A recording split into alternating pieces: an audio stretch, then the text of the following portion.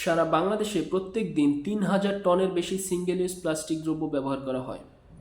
একজন বাংলাদেশি গড়ে প্রতি বছর ২২ কেজির বেশি প্লাস্টিক দ্রব্য কনজিউম করে। ২০১৯ সালে একটি তথ্য অনুযায়ী সমগ্র বাংলাদেশিরা সারা বছর ৮৭,০০০ টনের বেশি সিঙ্গেল ইউজ প্লাস্টিক র্যান্ডমলি যেখানে সেখানে ফেলে দেয়, অর্থাৎ যেটার আর কোনো ম্যানেজমেন্ট হয় না। আসসালামু আলাইকুম, আশা করি সবাই ভালো আছেন। আজকে খুবই গুরুত্বপূর্ণ একটি বিষয় নিয়ে কথা বলবো। আপনারা গত কয়েকদিন ধরে দেখছেন আমাদের স্কুল, কলেজ এবং বিশ্ববিদ্যালয়ের ছাত্রছাত্রীরা রাস্তা থেকে ময়লা আবর্জনা কুড়াচ্ছে। যে ময়লা আবর্জনা আপনি আমি স্বেচ্ছায় রাস্তাঘাটে র্যান্ডমলি ফেলে দিয়েছি, এটি আসলে তাদের কাজ নয়। যদিও রাস্তাঘাটে আমি দেখেছি দোকানপাট সবাই তাদের প্রশংসা করছে যে স্কুল কলেজের ছাত্রছাত্রীরা রাস্তাঘাট পরিষ্কার করে ফেলেছে, ফাইন।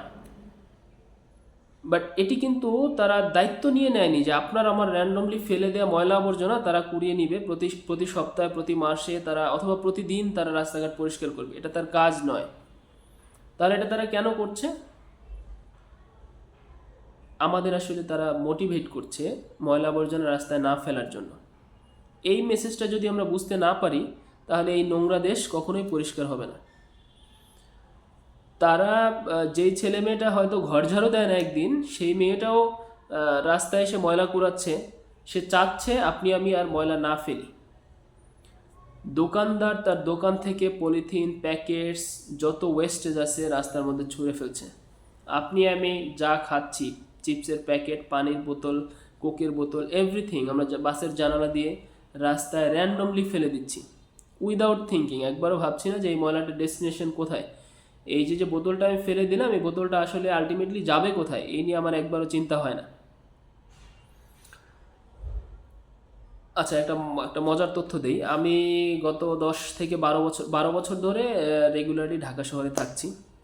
আলহামদুলিল্লাহ, আমি লাস্ট 12 ইয়ার্সে একবারের জন্য একটা চকলেটের খোসা পর্যন্ত রাস্তাঘাটে র্যান্ডমলি ফেলিনি।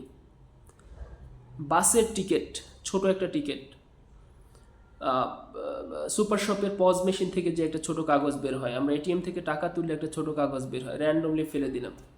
নাও, আমি এই ধরনের প্লাস্টিক বোতল, প্যাকেট, এগুলো তো দূরে থাক, কোনো একটা ওয়েস্টেজ দ্রব্য আমি রাস্তাঘাটে কখনোই ফেলিনি।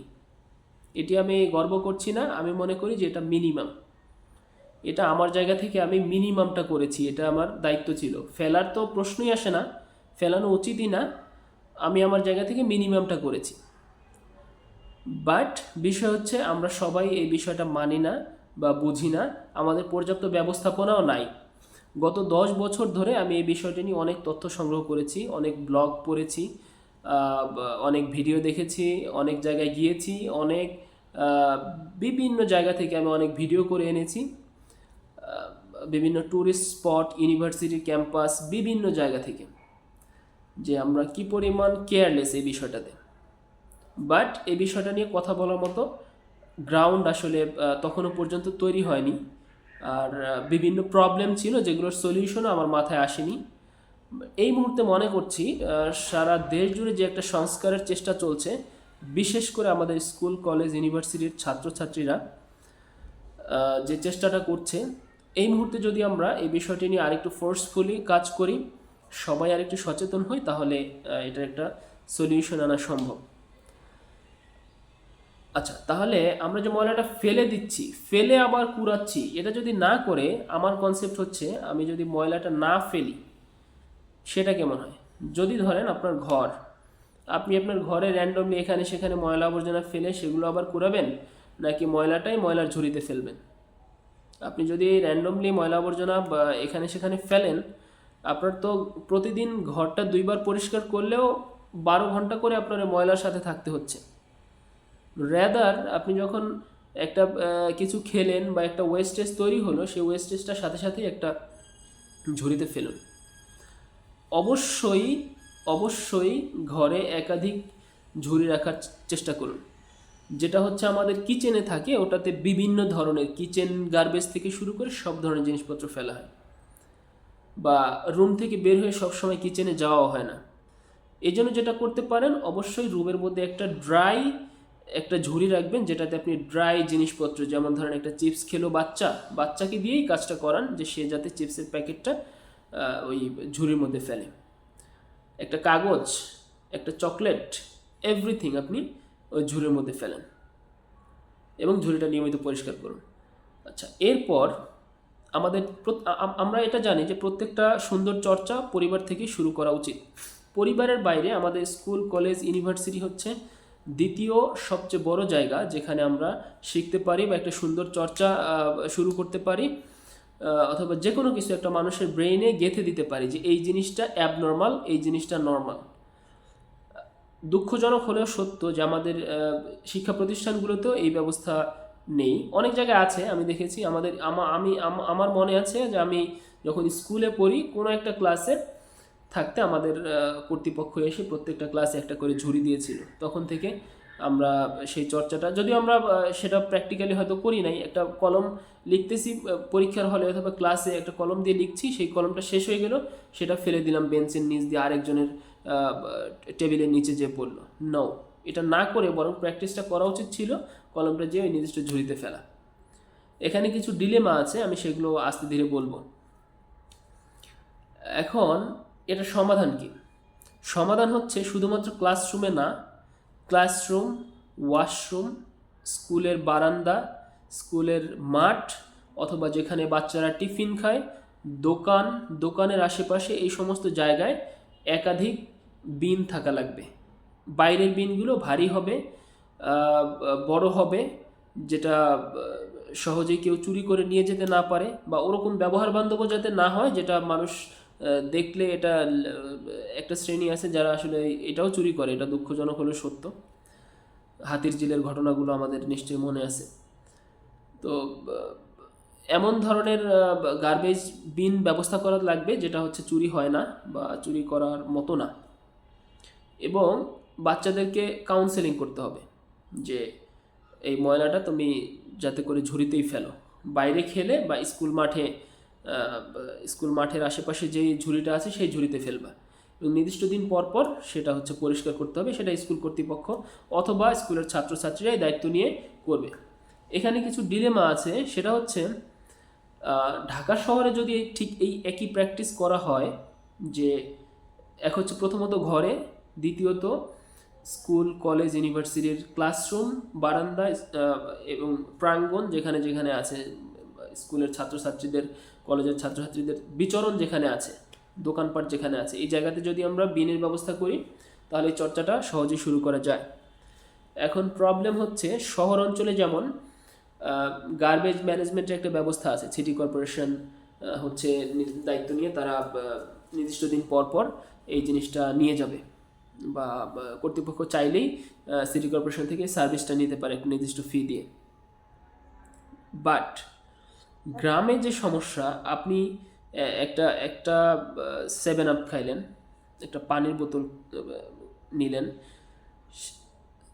হোয়াটএভার, আপনি যে কোনো একটা সিঙ্গেল ইউজ প্লাস্টিক দ্রব্য কনজিউম করার পরে সেটার ম্যানেজমেন্টের কোনো ব্যবস্থা নেই। গ্রামে যে আমার এই ডিলেমাটায় পড়তে হয়। সাপোজ বাইরে থেকে একটা পানি খেয়েছি, সেই পানির বোতলটা ফেলার কোনো জায়গা নেই। আলটিমেটলি কি হবে, মানে আমার ব্যক্তিগত অভ্যাস অনুযায়ী আমি সেটা ক্যারি করতে থাকি, কোনো একটা সুন্দর ব্যবস্থাপনা পেলে সেখানে ফেলে দিই। গ্রামে যেটা আলটিমেটলি পাওয়াই যায় না, তাহলে চলে গেল বাড়িতে আমার হাতে করে। বাড়ি নেওয়ার পর ওটার অপ্রয়োজনীয় যদি একটা বোতল বা অপ্রয়োজনীয় একটা প্লাস্টিক দ্রব্য হয়, সেটার ব্যবহার করার কোনো ব্যবস্থা নাই, সেটা ফেলার কোনো জায়গা নাই। আলটিমেট গন্তব্য হয় বাড়ির পেছনে, যেটা খাল, বিল, নদী, নালা থেকে শুরু করে আমাদের পুকুরে ভেসে বেড়ায়। শুধু বোতল, প্লাস্টিক না, আরও অনেক দ্রব্য আছে, আরও অনেক অ্যাডাল্ট প্রোডাক্টস থেকে শুরু করে বিভিন্ন জিনিস যেগুলো আমাদের বাড়ির আশেপাশে আঙিনায় ভরে আছে। এটা সারা দেশ জুড়ে, আমি যেখানে গত 10 বছরে আমি বাংলাদেশের যেখানে যেখানে গিয়েছি, এই বিষয়গুলো খুবই সূক্ষ্মভাবে খেয়াল করেছি।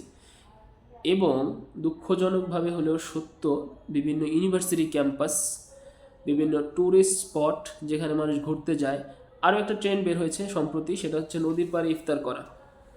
আমরাও করেছি গত কয়েক বছরে বেশ কয়েকটা ইফতার নদীর পাড়ে, বিশেষ করে রমজানের শেষের দিকে যখন আমরা সবাই বাড়িতে যাই নদীর পাড়ে ইফতার করি। খুব সুন্দর পরিবেশ, সেখানে ইফতার করতে ভালোই লাগে। বাট আমরা ইফতার করার যে ম্যাটেরিয়ালস, এর মধ্যে অনেকগুলো জিনিস থাকে সেগুলো সিঙ্গেল ইউজ প্রোডাক্টস, সেগুলো আমরা র্যান্ডমলি সেখানে ফেলে দিয়ে আসি। আমি যদিও চেষ্টা করেছি ক্যারি করার, বাট ক্যারি করে এনে এটা আমি যে কোথায় ডিসপোজ করব এই ধরনের কোনো সুন্দর ব্যবস্থা নাই। তো এখন যেহেতু দেশ জুড়ে একটা সংস্কারের চেষ্টা হচ্ছে, এই সংস্কারের পর আমার বিশ্বাস যে এটার একটা সুন্দর ব্যবস্থাপনা তৈরি হবে। বিশেষ করে প্লাস্টিক বোতলগুলোর একটা রিসাইক্লিংয়ের ব্যবস্থা আছে, বাট চিপসের প্যাকেট এটার আদৌ কোনো পরবর্তীতে ফাইন্যান্সিয়াল কোনো ভ্যালু আছে কিনা আমার জানা নাই। দ্যাটস এটার রিসাইক্লিংটাও ওইভাবে হয় না, বাট কোনো একটা ব্যবস্থা হবে আমার দৃঢ় বিশ্বাস। গ্রামগঞ্জ থেকে শুরু করে আমাদের প্রত্যন্ত অঞ্চলেও যখন স্কুল কলেজ বাসাবাড়িগুলো এই ধরনের গার্বেজ তৈরি করবে, সেই গার্বেজগুলোর নির্দিষ্ট একটা সুন্দর ব্যবস্থাপনার বিষয়ে এই সংস্কারপন্থীরা, নতুনরা যারা দেশ সংস্কার চায়, দেশকে আগামীর একটা সুন্দর পরিষ্কার পরিচ্ছন্ন বাংলাদেশ দেখতে চায়, তারা নিশ্চয়ই কোনো একটা উপায়, কোনো একটা ব্যবস্থা বের করে নিয়ে আসবে। এখন আমার আরেকটা অ্যাডভাইস হচ্ছে যে এই যে আমরা যে ঝুড়ি বা এই স্কুলের যে মাঠ, সেই মাঠে যে গার্বেজ ব্যবস্থাপনা করব, সেগুলোর ফান্ডিং কিভাবে করব। প্রথমত ঝুড়িগুলো বেশ সস্তা, ক্লাসের মধ্যে প্লাস্টিক ঝুড়ি খুব সস্তা। প্রত্যেক ক্লাসে 30 জন মানুষ থাকলে একজন 2 টাকা করে দিলেই হয়তো 60 টাকা 70 টাকা একটা ঝুড়ি পাওয়া যাবে আমার বিশ্বাস। অথবা 5 টাকা করে দিলে 100 টাকা 150 টাকা দিয়েও একাধিক ঝুড়ি কেনা যাবে।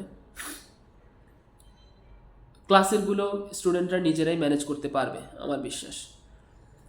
এরপরে স্কুলের বারান্দায়, স্কুলের মাঠে যেই বড় ঝুড়িগুলো ব্যবস্থা হবে, সেগুলো স্কুল কর্তৃপক্ষ অথবা এলাকার স্থানীয় যারা অর্থনৈতিকভাবে সচ্ছল আছে তাদের কাছে, এটা প্রত্যেক স্কুল থেকে, প্রত্যেক কলেজ থেকে, ইউনিভার্সিটি থেকে স্টুডেন্টরা দায়িত্ব নিয়ে নিজেদের মতো করে একটা সুন্দর ব্যবস্থাপনা তারা তৈরি করবে আমার বিশ্বাস, এবং এটা সম্ভব।